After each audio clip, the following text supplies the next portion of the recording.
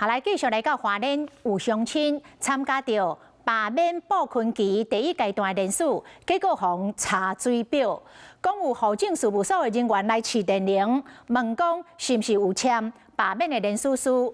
昨检察官约谈到花莲县政府民政处的处长明良真，认为这个处长违反个人资料保护法，涉嫌重大，而且有串证灭证的疑虑，向法院申请收押禁见。法官审理了后，裁定这个明良真以50万来交保。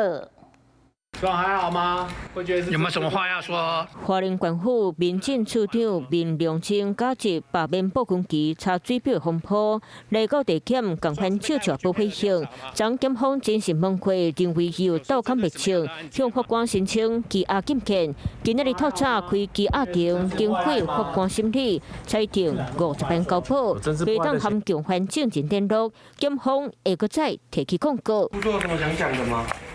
谢谢各位。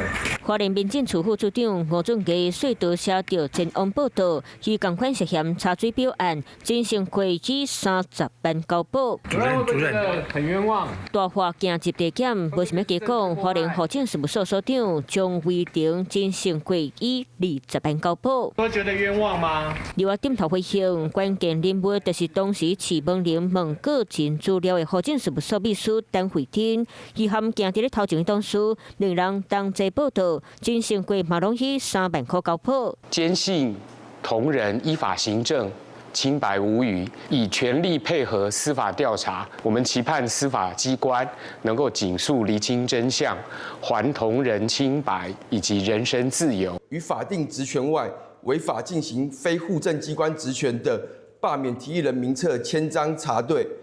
违反个人资料保护法，罪嫌重大。按中选会规定，查对资料应该是假查询单予民众，不过民政处直接入门问当事人敢有连署罢免，引起大风波。花莲县府强调无泄露个人资料，无违法。不过检方认为重点伫咧不当利用名册，会继续跟调查。